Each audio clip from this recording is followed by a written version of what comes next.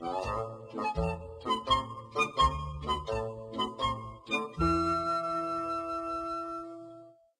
is Lily Munster, and I think my favorite Munster story concerns the time Herman bought himself a two-way shortwave radio. Oh, he just loved it, and he got so excited, trying to talk to other ham operators and ships at sea. Herman even had the nerve to sing on his radio, and another ham operator in Australia cut him off right in the middle of my mother's eyes. Well, everything was fine until two boys in the neighborhood, Roger and Walt, got a two-way walkie-talkie and began to play a game, pretending they were flying saucer pilots talking to their home base on Mars. Now, when Herman tuned in on the conversation between these two boys, he believed every word they said. He thought they were real Martians. Herman cut in, telling them that he was talking from planet Earth. Of course, the spacemen, Roger and Walt, thought Herman was some other boy with a walkie-talkie joining in the game.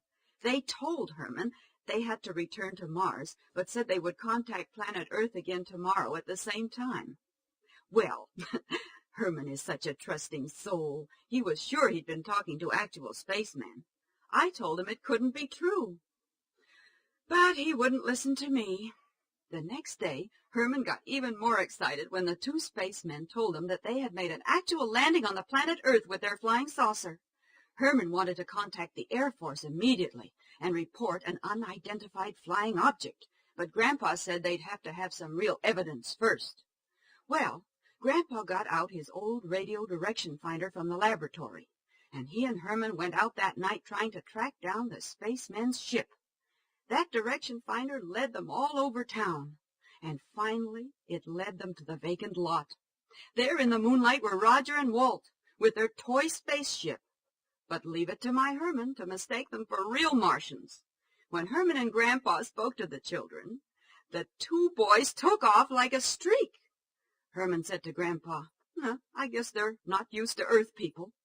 Anyway, before they left, Grandpa and Herman took a photograph of the spaceship as proof for the Air Force. When the Air Force saw the picture, they said they would check into it and see if it was really a flying saucer. Well, you know Herman. The next day he couldn't wait to get on that ham radio again.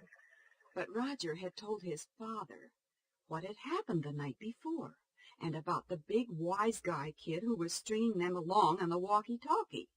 So, when Herman got on the radio, Roger's father answered, and Herman said, "Is this the head Martian?" And Roger's father said it sure was, and if he ever met the Earth creature face to face, he would break his arm off and shove it down his throat. Of course, Herman was frightened. You know what a big coward he is. And he told Roger's father on the radio, "You don't even know who I am, and you'll never find me." Yeah, so there. This made Roger's father very angry. And he told Herman he really was the head Martian, and just for that he would have to blow up the Earth. Herman quickly shut off the radio, and shaking like a leaf, he ran upstairs screaming, "The world is coming to an end, and it's all my fault!" And to show you how scared he was, do you know what that Herman did next? He jammed Marilyn and little Eddie and me into our hall closet to hide us all, and to wait for the world to come to an end. Can you imagine anything so silly? Well, luckily Grandpa showed up with the report from the Air Force. After checking the photograph, they told him the flying saucer from Mars was just a toy that was sold in every department store in the country. And you should have been there to see the expression on Herman's face when he looked at the picture. And there, printed right on the spaceship, were the words, "Made in Japan." I tell you, after this, the only things I'm going to let Herman listen to on the radio are the weather reports.